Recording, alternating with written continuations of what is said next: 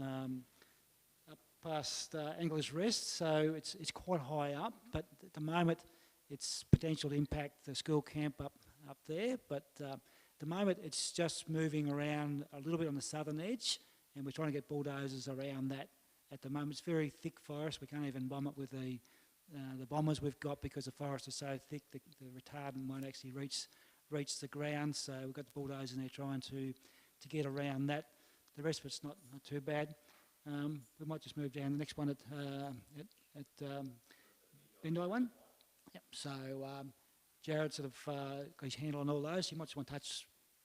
Perhaps come over here, Jared. Might be easier. And I'll do the point because Jared's across all the operational component. My head's still spinning, trying to just come in and get my head around all the things. Whereas Jared's been here for a few days and understands it much better. So we'll get him to do the talking on each of those, and I'll do the pointing. Might be easier, Jared. Yeah, sure, Liz. So yeah, one of the challenges we've got at the moment is that we're spread for resources. So we're really focusing on the priority edges of each of the fires that we're working on. So at the moment, out at Bindi, we've had crews working out there along with a couple of machines, just trying to cover off on the critical edges of that fire in some fairly steep country. It got some good rain a couple of days ago with that rain event through Tuesday. And so at the moment there's just a few hot spots, but no running edge on that fire. So it's just using the time we've got between now and perhaps the weekend, and hopefully get a little bit more rain, that we can square away edges and get a lot of containment line constructed. We're not particularly concerned about that fire making a hard run down towards Bindi or through up onto the Nanyang Plains or back towards this part of the world at the moment. And that's not to say that we're out of the woods, but we're encouraged by how little activity we've seen out there through this afternoon, even though the temperatures are starting to pick up and that bush is starting to dry out. So that's the Bindi Garran Point fire. So now we move down to the one that we're probably most concerned about, and we've put most of our effort in through today and from the last few days, and that's the fire that's out at Mount Wong, and it's called the Fern Tree Creek Fire. So that grew from a relatively small and fairly benign fire at the start of the shift on Monday, and grew out to something beyond 3,000 hectares in a fairly short space of time. So in very dry fuels, we've driven by topography, so uphill runs from the ignition source of lightning from the previous Thursday night. That's now just blown out to, been right across the interface from about Watts Creek all the way down to Logie's Track and towards the sort of top end of Holston's. So what we are encouraged is that since that big escalation out there during that particular day, we eventually got rain on that through the Tuesday, and it hasn't done a lot of movement in terms of increasing in size since that point in time, given the amount of rain we had out there. But what we are seeing is that now that there is fuels drying out and becoming available, and we've had a fairly consistent southeasterly breeze blowing in on that fire edge, that we're starting to see more activity and more smoke in that part of the world. And so our crews are really focusing on getting as much containment line built along that western fire edge that's up against the cleared country and up against people's farms and the critical stuff, because for us, that's got to be the priority. If we lose a bit of bush to the north and to the east of this fire, that's what we're prepared to concede at the moment, given that particularly that we're pretty stretched for resources. So all the effort will be about making sure that we protect houses, properties and farming interests right along that interface, and that's where the work's been going on today. So we've got a number of machines working in there and about 40 fire crew that have worked through today just to hang on to those critical parts of the fire edge. We've got a lot of track in already along that, what we call I guess it's the western boundary of that fire and our interface with the private property through that part of Ensay. So we'll continue to do that through the shift today and through tomorrow, and we may need to be supported by aircraft as things continue to dry out through the shift tomorrow, and we expect that we might be under the influence of some more northerly winds, so that might put a bit more pressure on that southern part of the fire. So we've just got to be ready to act quickly and arrest things as they make a bit of a run out of the forest towards the interface. So far, what we are encouraged with is the fact that even though this fire grew so quickly on that Monday, other than spotting into the paddocks and the efforts of the locals particularly, whether it was CFA or the cockies with water on the tanks, to quickly get onto those spot fires, we were able to hold this thing to the bush. And so there's no reason why we can't do that again, but we've just got to be ready if things dry out in the next sort of 24 hours, I guess. We are hopeful that then we'll see some rain through Saturday, and again, if we do get some reasonable rain, anywhere upwards of 10 mil buys us a bit of a respite and a chance to regroup and just work out where the priority work needs to occur. So that's certainly been the key focus and probably the highest priority fire by a fair shot for that cluster of fires that we've been managing from the Swiss Creek team. And there are a number of other fires you'd be aware of and that are pretty apparent on the map there, down towards Bruthen that's been burning for quite some time now. We've got the one that's back over towards that Barmouth Spur, and we've got the one that's been giving them grief over towards W Tree and Butcher's Ridge. So, the spread of resources is the challenge for us at the moment. And on top of that, we've got a number of other fires that are burning further north of Shannon Vale into the Upper Murray management area as well. So this is a matter of just making sure that we prioritise and use the resources we've got as effectively as we can, I guess. How's that, Les? Sounds good. Thanks, Jared. And we'll open up for questions shortly anyhow, but I want to touch on a few general things, and I suppose just make people aware that we do have a number of fires just burning over the top near Mount Bogon that I had some discussion with Instant Control there today, because we're going to put a bit of resources in to try and hold the Shannon Vale fire so it doesn't come right down the valley. And so I had that discussion with him saying, well, there's probably not much point us doing that if your fires are going to come across the border and down into our country anyhow and overrun our fire. But he seemed fairly confident that they would actually hold those fires across in the northeast. It's not going to happen overnight. We probably want to make that point that this is not going to go away in the next few days. Yes, we forecast for some rain on Saturday, so just bear in mind tomorrow is what we'd sort of call a mini spike day. Probably not quite as bad as the one Monday, but the Monday wasn't sort of forecast that the fire would do a lot of damage, and particularly running with an easterly type influence, that wasn't expected.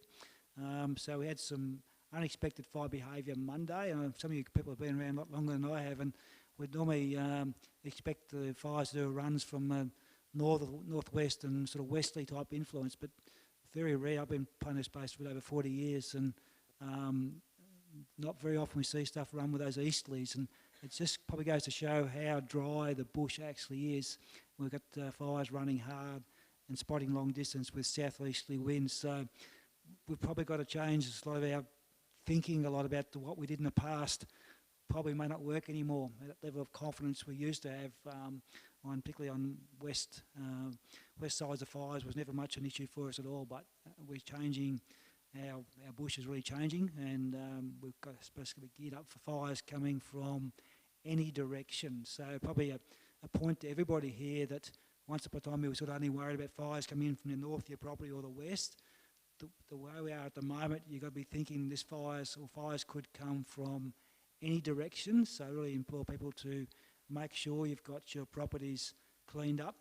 If there's people here that are elderly and can't look after themselves and can't evacuate early, we'll try and get the messages out to you as quick as we can, but sometimes we haven't got a lot of aircraft available at the moment because of competing fires and all, because we're early in our fire season and a lot of our contracts haven't started. We're still trying to get aircraft from overseas. They're such expensive things, they go around the world. So they're still overseas, some of them. So we haven't got the amount of aircraft we'd like to be able to get onto the, if something spots and gets away, we don't always know about for an hour or so, but we will get that messaging out as quick as we can. But just, there's probably people here that not as able as they used to be. Just keep in mind that we're going to be very limited resources. Local CFA, you've got a few local trucks here, but it's a long way to get back up. So we certainly want, local CFA and ourselves haven't got enough fire appliances to be at every property, and most of ours will be stuck way in the middle of the bush somewhere and take a long time to get out. So if you've got elderly neighbours and stuff, maybe if you all get together and have a bit of a plan of how you're going to help each other out. So there's some people that are not as mobile as they used to.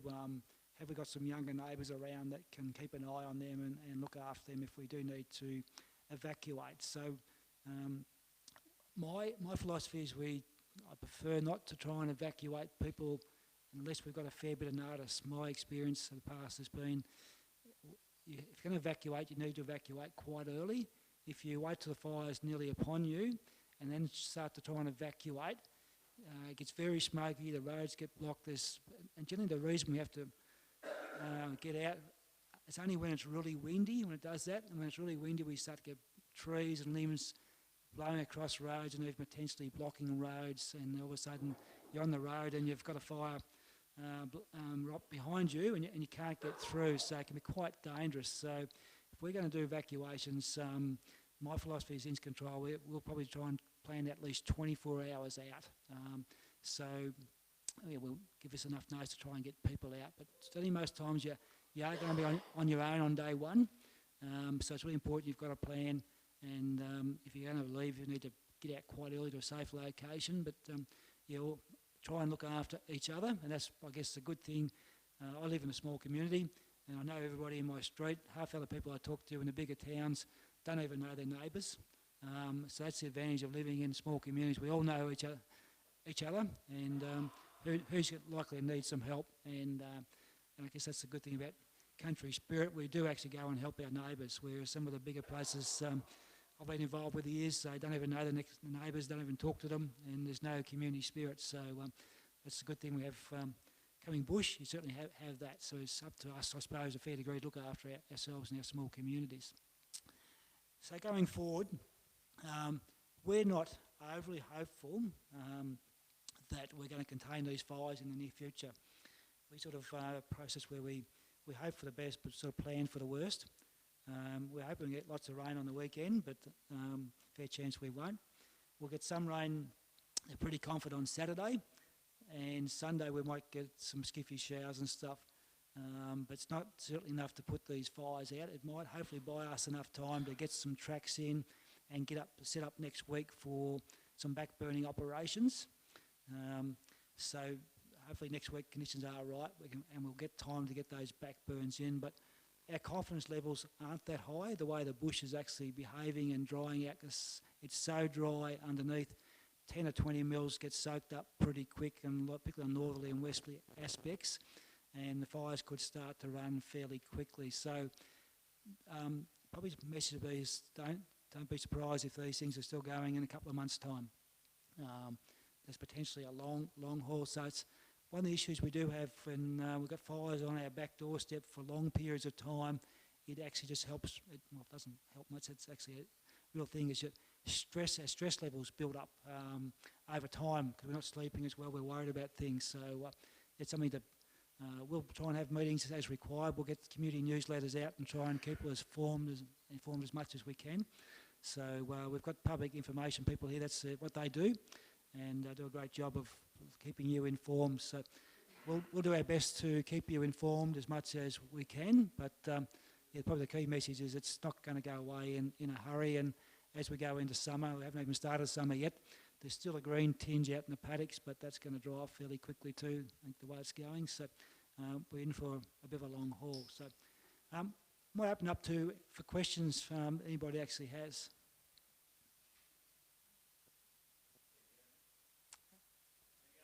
Oh, good.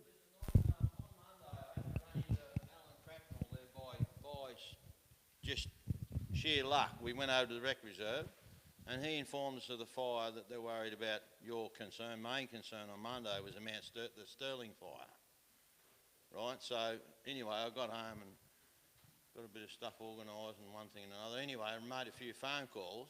There was nothing on the ABC, not a thing, right? There was nothing on the app because we checked the app just before lunch, right? There was nothing there. Like if it had taken, that one had taken off, but it was the other one out the back here that took off. Like I rung a few people, like some of them weren't home, but mate, there was nothing going on.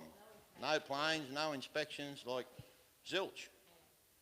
That was my main concern, and I want to know why the control centre's over at Tallangatta and not one in now Bairnsdale or where the control centre is. There certainly is a control centre at Bairnsdale that was actually running that fire. Jared, I've actually come in this morning, so I'm not really across what happened Monday, but there certainly was an instant control centre at Bairnsdale. In fact, we actually are running, the Shannonvale fire is actually in the northeast footprint, not actually ours, but we can access that quicker than what they can over at Tallangatta, so we're actually running that on their behalf. But I can tell you is that a lot of the aircraft contracts haven't been kicked in, because we're not even into December yet, so certainly a lot of the aircraft actually aren't available to us, so there's certainly been limited resources. I think the other thing was Monday, I think most people got a shock that they weren't expecting these fires to run with a south or easterly type influence. It's something we haven't seen really much before. So, yeah. Look, and the other main concern I had was there's just no machinery on the road. Like, zilch, I haven't seen one grader go past my place, a couple of little excavators. Like previous years when we've had some bad fires, like there's been any amount of equipment go past. It's in the vicinity. This year there's been minimal visual machinery on the highway. And the other thing that really pissed me off the other day was the road was blocked for 2 days, right? Before, when we had the other bad fires, like there was a total mess down the road there, and they had it cleared in half a day so we could get traffic through. Like, because once the power goes out, we've got no fuel, like the FPOS doesn't work, like you're stuffed. Which road you talking about was closed, sorry? Sorry? Which road you talking about is closed for 2 days? Great Alpine Road. Yeah, okay, yep.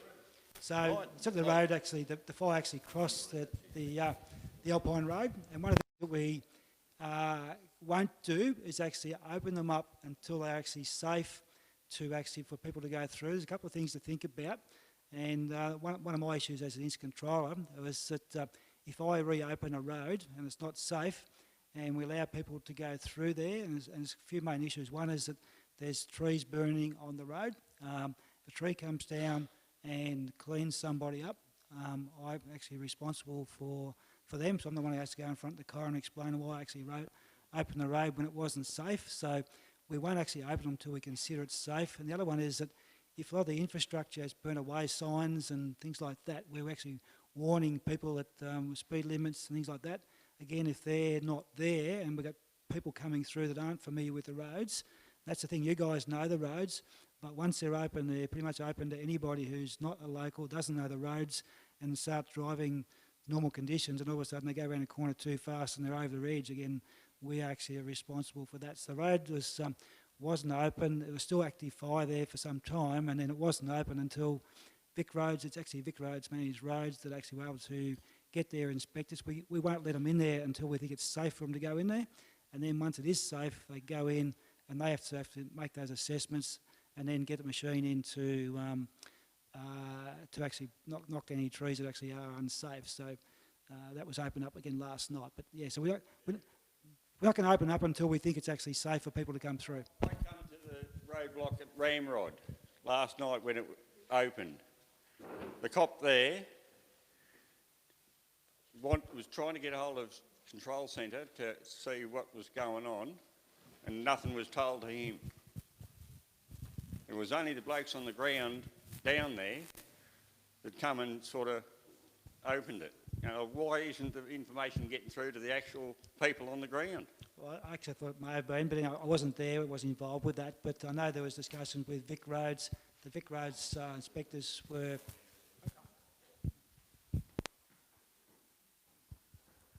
Good evening, thanks for having me here tonight. My name's James Wern, I'm currently the boss at Bairnsdale. I've worked with Paul and Gav for the last few years up and down the road fairly closely.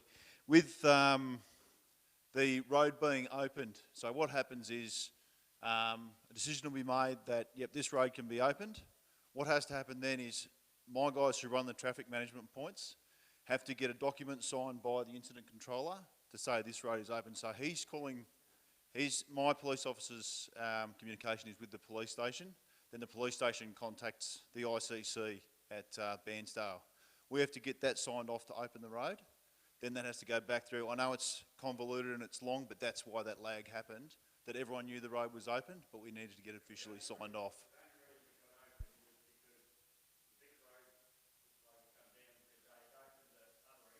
Yep. Yeah, that call doesn't happen from Vic Roads. I don't know, but Yeah, and that's what I think may have happened in this case. Vic Roads can say, yes, we clear the road, but it has to be signed up before it's opened, and that's what it is. A problem I found with it in my own mind was that the Middlemidda Road was closed, the Corryong Road was I closed, know. and it was above 1,400 metres snow on Mount Hoffin, so this whole district was trapped. Yes, yes. Monday was unusual, and I spent Sunday, Monday, Tuesday, Wednesday, and today down at Bairnsdale at the ICC. To give you a picture of Monday, what we had was, initially we were worried about this fire here. We had Gavin Murphy looking at the Middlemidda fire and creating a roadblock up there. Paul Newton was trapped outside of the area like a lot of people with the road closure on the Monday afternoon. Monday morning we had a road closure on the Bruthen Now Road, and the fire was coming south. Then the wind changed, the fire was going east. We then had road closures on the Buchan South Road, and then it went back to the west, and that's when the spotting started going over the road. Trees started falling on the road, and the other side of the Great Alpine Road started catching fire. And that was in the space of about 4 hours, I think, was it, Shane? It was really, really rapid. So we had to get rapid closures in place. And then what happened from there is, fortunately, we got Paul back around the top end to man the Ensay traffic management point. Gavin came down the next morning. They worked together. They devised, and fortunately, you've got blokes like Gavin and Paul in your communities, devised a detour to get light traffic back and forth to reunite people with their families. Tuesday, Paul started escorting people back and forth from Bruthen to Ensay. Yep. And look, traffic management, other than the fire itself, is probably the most inconvenient thing that you guys are going to deal with, and the closure of roads. And everyone pushes to get the Great Alpine Road open because we all know this is the lifeblood. This is your fuel, this is your rubbish. You know, this is everything coming up to your area. And if it can't get past there with heavy vehicles, it's a massive inconvenience to the communities up here. Yep. Was there any signage further up that the road was closed? There was, 'Cause we had to tourists. minimise tourist traffic. Yeah, with we the had- tourists we had coming in at the store at Swifts Creek. Yep.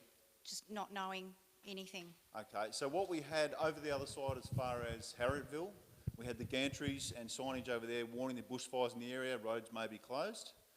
Omeo at the Omeo Highway Great Alpine Road intersection, further signage there. Was that on Tuesday or? That was Monday. Starting Sunday, we actually started putting signs out on Sunday and prepared that we may have to close roads. So yeah, we had signage there, signage in place ready to go at Tambo Crossing. Unfortunately, we had to set our TMPs further back due to communication reasons. So yeah, there was enough signage coming down, and we kept trying to pull more signage forward just to let people know that roads will be closed. Consider different routes, holiday plans, so that you're not going to impact on the areas and traffic trying to get down the because roads. I had people, because I didn't go to work on Tuesday because I'm from Reedy Flat. Yep. But on Wednesday morning, I still had tourists come into the store not knowing how to get out. But I knew about the detours because I had it on my app. Yep. But yeah, they didn't It know. wasn't until it was safe on the Wednesday that we opened up that detour for everyone to be aware of what was going on, because we hadn't had signage on that detour road. Paul and Gavin organised the signage with the guys at Delp, got their own signage made up, marked that route because we didn't want the Korean tourists going off on a dirt track up the road, and now we've got search for missing people in bushfire areas, which is dragging more resources away. Our priority is to get locals reunited with their families and then try and get the heavy vehicles moving up the road. Yep.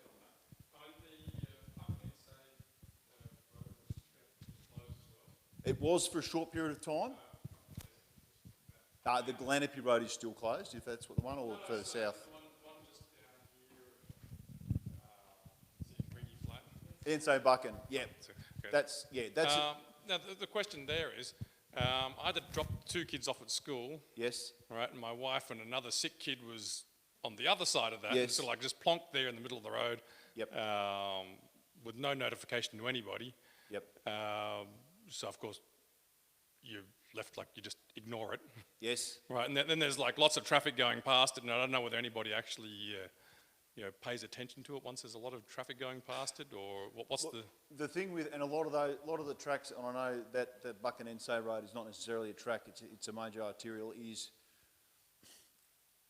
with, and as everyone in the room knows, we have 2 police officers here, and us to get other police officers up at the time was difficult, so it was signage that the road was blocked, but we couldn't man it to enforce it further.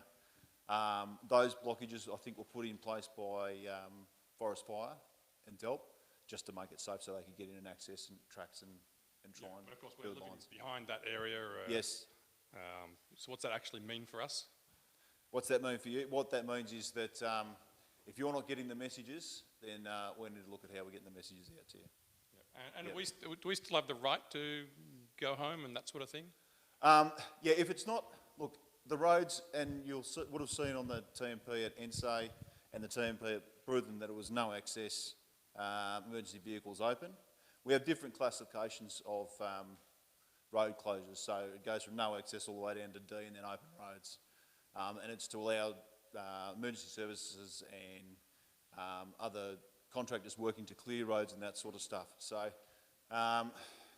look, you people in the room here know the roads and you know the area better than, well, I do. Maybe not better than Paul and that do, but you know the roads and you know what's safe, and you know, you've been living in a bushfire area, you know what the area is like. So I guess you've already got your plans in place as to what you're going to do. Unfortunately, we've hit this one a bit early, but it's here now, so we need to get prepared with our plans as to how we're going to keep ourselves safe. If we get cut off, what's our plan? Have we spoken to family in the area? If we've got family in the area, have we got clothes, toothbrushes, toiletries, those sort of things? Should we get at quick notice like we did on Monday, cut off from stuff? So we need to look at that sort of stuff as well. I think we actually have facility. I think that road was actually closed because there's a spot from the main fire that's actually impacted that road. In fact, we've got fire both sides of it. So I think it was closed because it hadn't been declared safe yet. We're checking hazardous trees, but I think that's probably been done now. Jared might know that. So we don't want a lot of people going through there because we've got a lot of fire appliances there. I think we've got capacity to do if you come and see us after, we've got that capacity for local people to get access.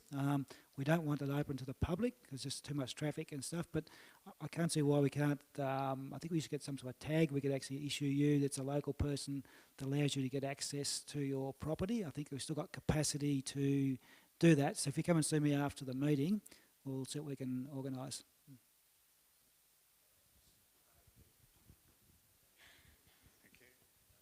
So just on that issue, which we've belted around a fair bit, if you're a local person and you want access, and access is available, and it's not just emergency vehicles, but it's emergency vehicles and local people, you should have some identification, driver's licence, rates notice, something like that.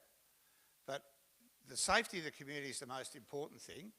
So you need to think, if I'm going to get locked in behind a fire from Mount Wong, for example, I need to do something about it myself. And the other thing is, if you leave, wherever you're going to, tell someone that you're leaving, the address and the phone number, and when you get there, tell the people you've actually arrived there.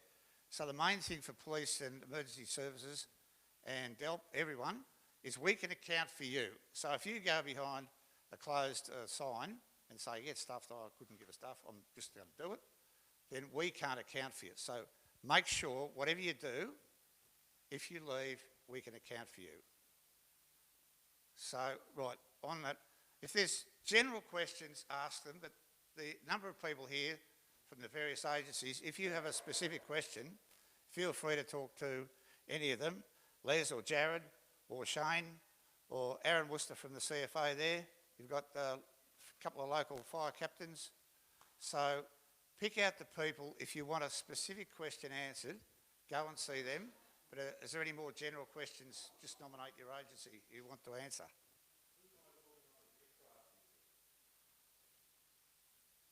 All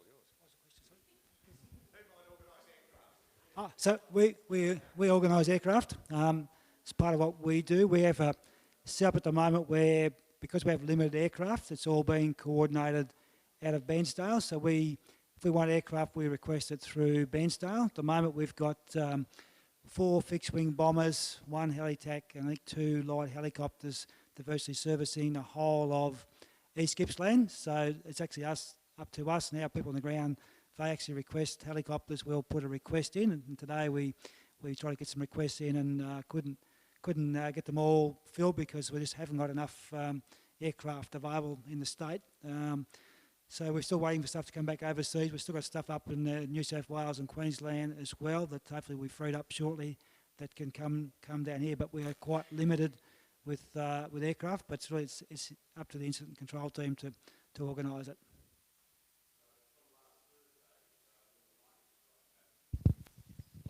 Isn't it something that you'd want to get onto fairly quickly and get aircraft up there? Yes, and just bear in mind that we do, again, last Thursday we were back into almost mid-November where there wasn't that many aircraft on contract, and we had, not quite sure what across the state, but there were certainly about 40 fires going just in the alpine top areas. So I guess we see our local fire here, but bear in mind that we've got, probably last week about half a dozen fire bombers available to the whole state, and we also had a whole stack of fires in the western part of the state as well, and plus all the lightning strikes we actually had up here. So, yeah, when you try and managing probably 100, 150 fires across the state, and you've got probably about 10 aircraft, they spread pretty thin. So we need more aircraft from Dan. Oh, look, certainly they are a great resource in the early stages of fires, but what we found is that some of those fires took off fairly quickly, and once they're running hard, there's limited amount of stuff the aircraft can do as well, but they're certainly great while fires are still small. I also add to that, also extremely expensive. Hi, this is just a question for the general Ensay community and surrounds. There seems to be some confusion with the town siren. Can someone answer when that is set off in a fire? We had it go off Thursday when the wind hit. Was that for threat of something in the town? And then when it went off Monday, was that for threat of fire and it didn't go off the Tuesday when it done the run? People are very confused about the town siren. Someone from local CFA, you want to answer that? Sorry, Nan.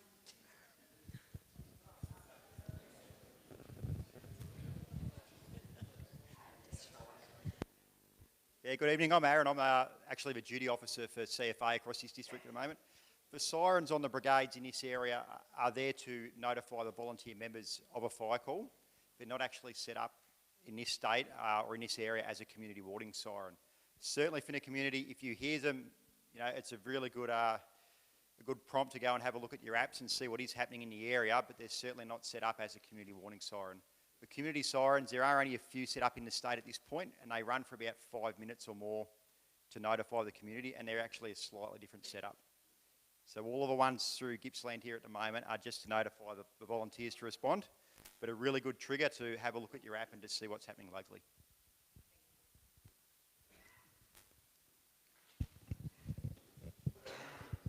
Who updates the emergency services app?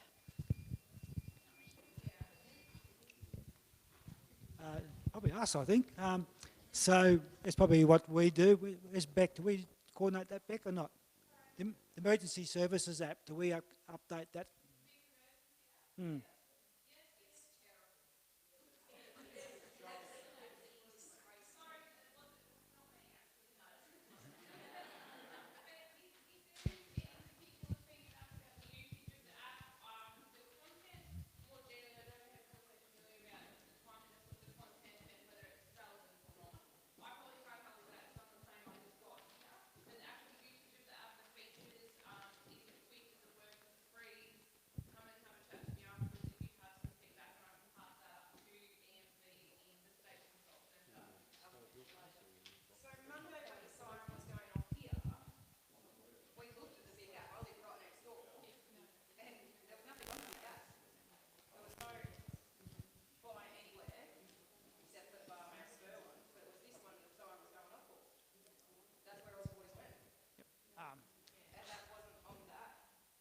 Yeah, it may well be that because they're actually managing so many fires there, one of them has done a runner, and it's going to take them probably at least an hour before they, because we haven't got a lot of aircraft to pick up quickly, it may well be burning for an hour before they actually even realise it's actually done a run, and then time to activate that can take a little bit of time, whereas your local CFA they'll be right on it and turning out quite quickly. So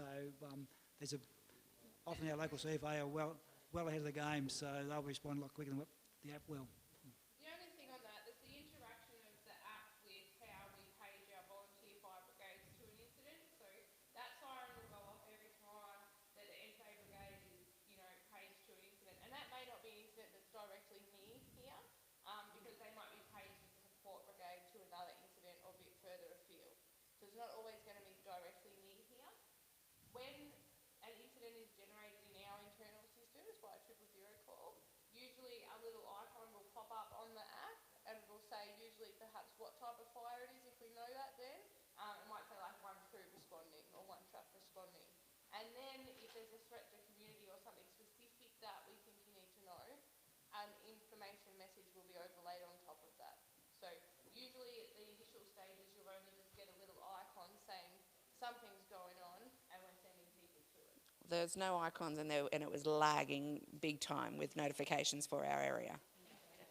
There was, like previously, yes, when there's been a car accident or whatever, it's come through straight away, it's instantaneous. However, in this circumstance, throughout all of that period where we've got smoke like we've got now, we had no idea what was happening. Nothing was updating, and as Vicky said, the siren's going off in town, and it's not showing anything on the app. It was about 8 o'clock that night when it was changed to watch and act. Now that siren went off 4 o'clock, 4:30 in the afternoon. So that's a 4-hour lag between the app updating and what's happening actually in town. All right. Previously, my question wasn't actually related to that, but with the previous fire that was up near Buckton, we had the last big incidents, people that don't have the app on their phones, they, still living with the old non-smartphones, with text messages. I was getting text messages coming through. So outside of the app, people were still informed of what was happening in the area. There's been not a single text message come through about any of the incidents, even when it was escalated to watch and act. So my question is has that changed? Why is that not happening for our location? Because that would help tourists and everything that are in our area because of their location and proximity to the actual event. Beck, I might get you to come up. It'll be easy if you come up here, and Beck might be in a better position to answer some of those questions.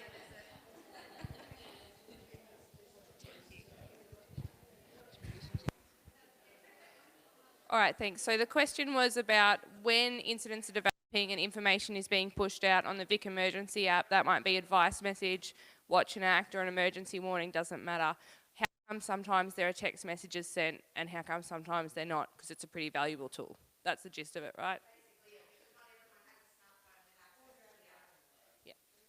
So there's 2 points here, and the first point I'll make is that the way that we structure our warning system in Victoria is that the Vic Emergency app and that interface that you have with that program is the way that we send all of our messaging, and that's tied into SMSs to emergency broadcasters. It sends emails to emergency broadcasters. Those fancy community sirens we were talking about before, not here, but other places we can turn them on. We can open refuges. It's all pretty whiz-bang when it works, which we talked about before. So we know there's a couple of issues at the moment with it being laggy as well. So we're dealing with that.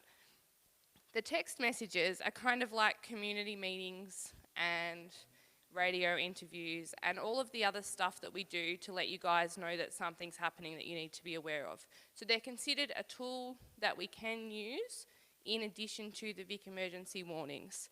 And so what that means is that depending on the incident controller and their consideration of, and Les wasn't here, but their consideration of generally how important it is that you know this right now, they'll decide whether to enact that tool or not. Now the second point I make on that is that there is a bit of shift in thinking that is slowly occurring in our agencies, and we need to be using the texts a little bit more. We can use them. We don't have to wait until it is a crazy emergency to use them, and we should continue to use them more. So it's a bit of a shift in thinking though, because previously we sort of only utilised that service in end of the world scenarios. So that's a shift in thinking that we've got to work towards. That's why sometimes you get a text and sometimes you don't.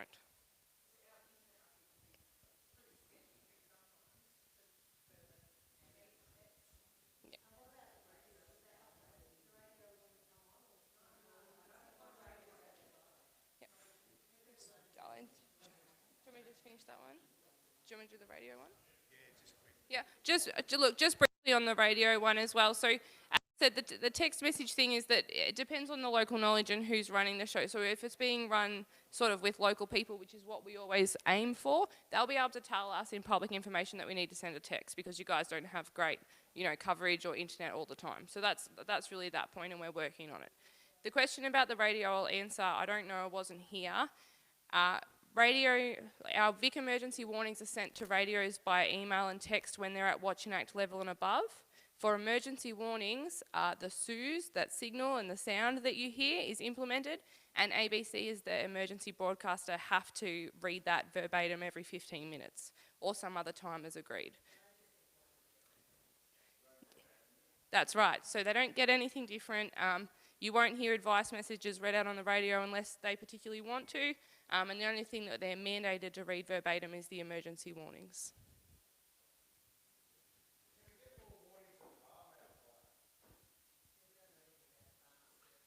Right.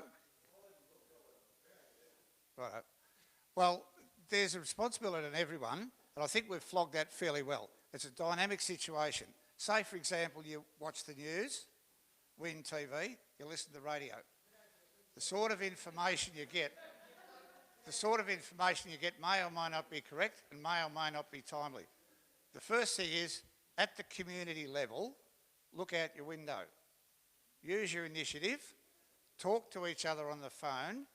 Anything that comes through electronically is dated to start with because it's got to go through a big process.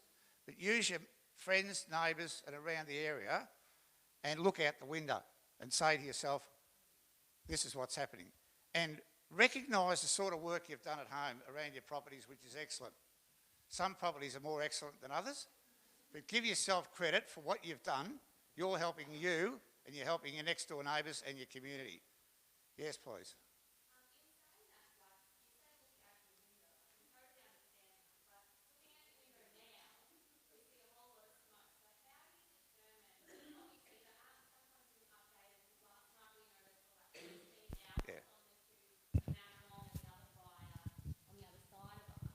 How do you determine when to get out? Like, we can't see anything. That's a specific question.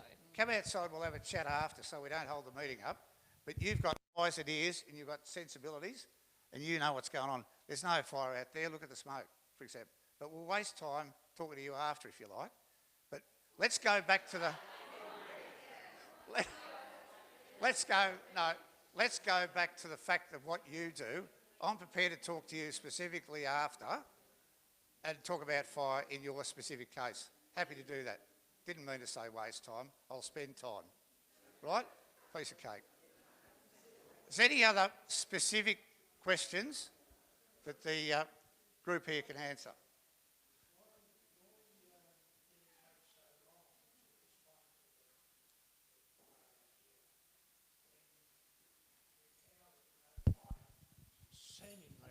Someone in Bairnsdale, but my brother happened to ring up the Swiss Creek office and said there's a fire out there which is actually spotting and they hadn't been informed. So it seems to me that the Bairnsdale office needs to kick up the arse, or it needs to be done from Swiss Creek where they're actually happening. Look, I can't comment on some stuff happened earlier, but I will let you know that Bairnsdale had, I think, about probably close to 20 fires they were trying to manage. We do not have a lot of resources locally to swamp that. We'd love to, but the reality is we actually haven't got that many resources. The other problem is most of these lightning strikes occurred in steep, rough terrain where we can't get fire trucks to them. And one there today, I think it's taken us 15 hours to get a bulldozer just to the fire edge. So they're burning that steep, rough terrain where it's, I'll come back here where I'm meant to be, where it actually is very difficult to get into. So we have, I think, one bulldozer at Swiss Creek, one at Bairnsdale, and we have a number of contractors that are out doing their normal work, which we'll ring, and Tom actually gets to some of these fires that can take hours, if not days sometimes, to even get to those. So if we could organise these lightning strikes to occur right next to some tracks and make it easier for us, it would be so much better. But I've been playing in this space for 40 years, and I've found very few lightning strikes that actually appear next to roads. They all want to pop up in steep, inaccessible terrain, and we don't get one lightning strike, we get 10 or 20 all at once, and that makes it very difficult even for the towers. Towers are trying to get cross bearings from smoke, gets confused with smokes from other locations, so it's extremely difficult sometimes to even plot the fires until we get aircraft up, and that again is such a big space to cover with 1 or 2 aircraft. Just takes a long time to cover all the country we need to.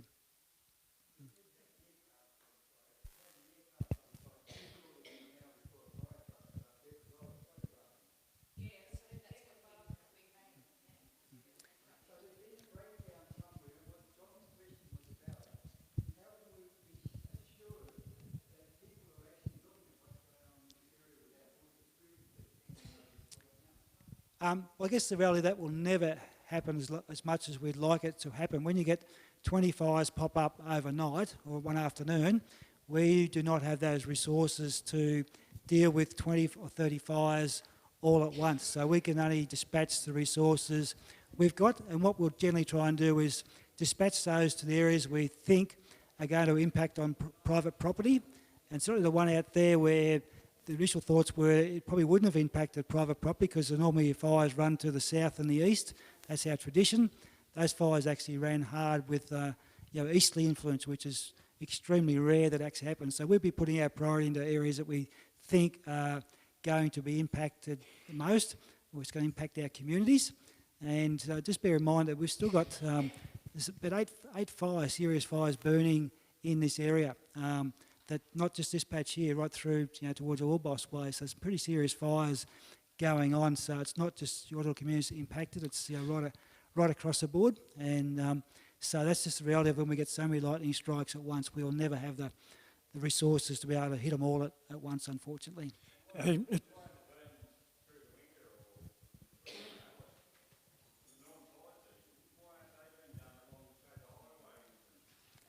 A similar thing that, again, our window of opportunity, if we actually do a burn and it gets away, we're the worst people in the world and get blamed and get sued for it. So we have to wait for the fire season to finish before we can start our burning. And then the fuel goes from being, just let me finish, thanks, being so dry, and then we get the autumn break, and then we've got to hope we get some fine weather after that. And we've got a very narrow opportunity to get all the burning completed. So across the state, we're trying to get a whole stack of burns done. Our window of opportunity is getting narrower and narrower. We used to get autumn breaks in end of March and early April at the latest. Now we're getting our autumn breaks in May sometimes, and by that time it's getting too cold. And as much as we'd love to be able to burn over winter, we can't burn when the fuels are too wet, unfortunately. Well, if you could have got to burn well and good, but I can assure you that it may not be overly wet, but it's still got to be warm enough for it to burn. To do broadacre burning, we've got a lot with aircraft, and that won't take unless we've got conditions that are right. So, yep.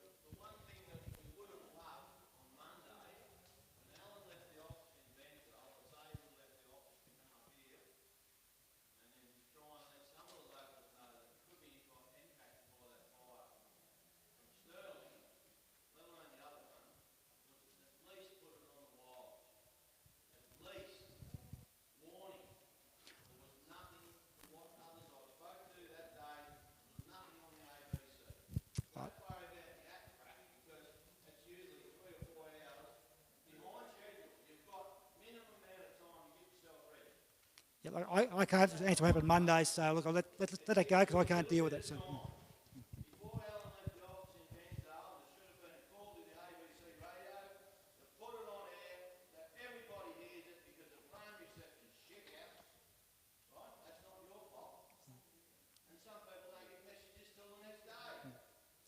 It's okay, I can't. All right, no worries, we'll take it on board, thank you. That's still going. It's still going. Just to put everyone's minds at ease, to think that Ensay, Swiss Creek and Omeo were not being considered at any stage. The incident controller for the first 3 days of the fire was out of the area from Swiss Creek. So I'll guarantee he had his eye on what was going on here. His concerns were Barmouth Spur from sitting in the office, across the other side, the Fern Tree fires, and the Great Alpine Road, less extent the Snow River fires. But the three main fires that he was focusing on were the ones that were going to impact this community. If he had thought there was a serious risk to anyone in this community, there would have been planes bombing your streets, there would have been trucks up and down the roads. You guys were at the forefront of his thoughts the whole time. So you're lucky that the community here had the incident controller from Swiss Creek. So you weren't left on your own here. You're actually, you know, had a good angel sitting on your shoulders that day.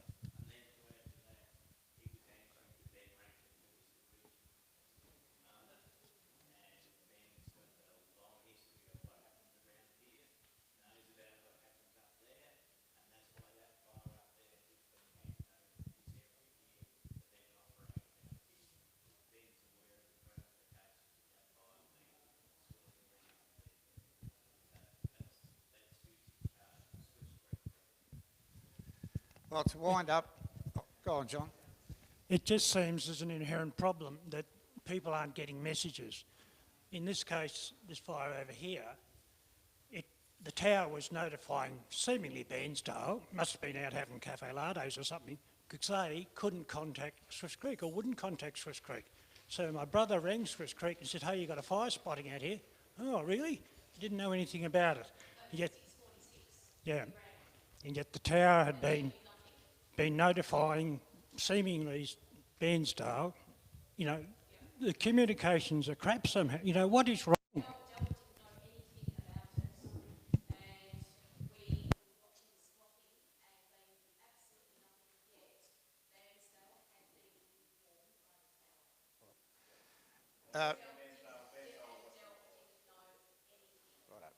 Okay.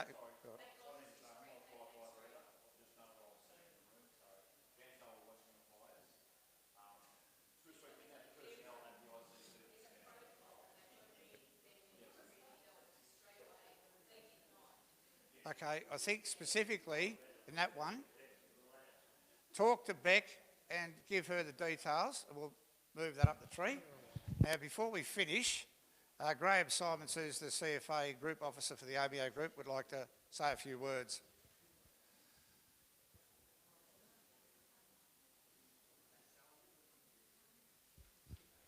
There's been a heap of things said tonight, and look, everybody gets upset.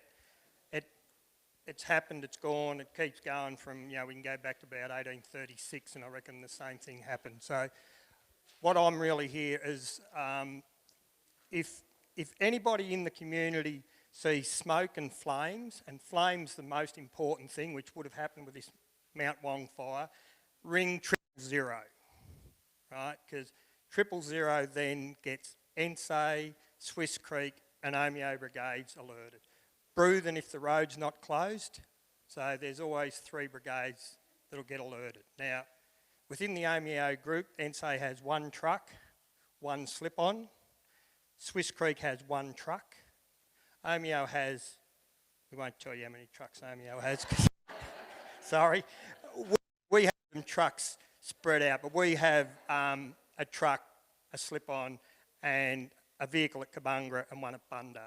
So we're a little bit better set up than Swiss Creek and Ensay.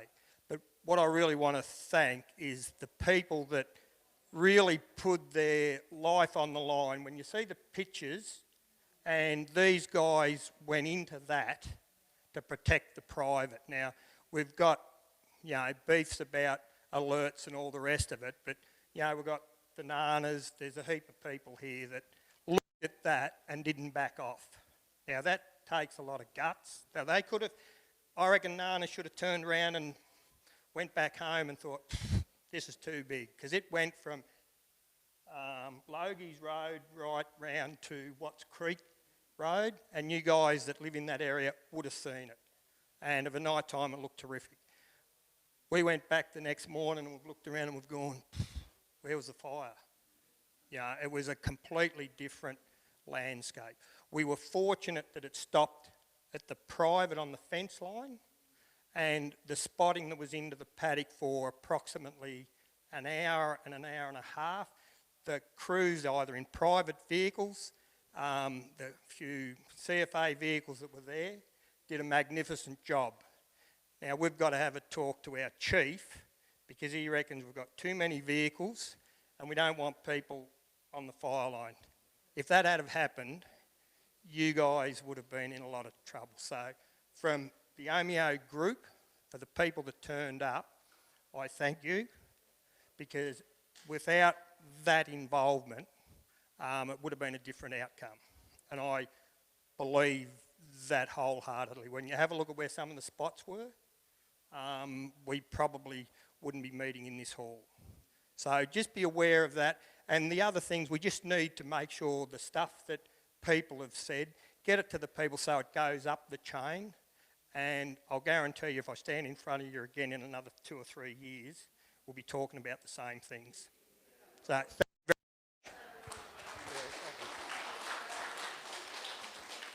much. Right. Couple of reasonably good points there, do you think? Yeah, right. So, regardless of that, put your points into Beck or myself or other agency people, and we'll try our best to make the system work more friendly for us. But thanks very much for coming tonight. I hope you enjoy your tea. And if there's any more specific questions or whatever, go and see them before you go home. Thanks very much, everyone, for coming.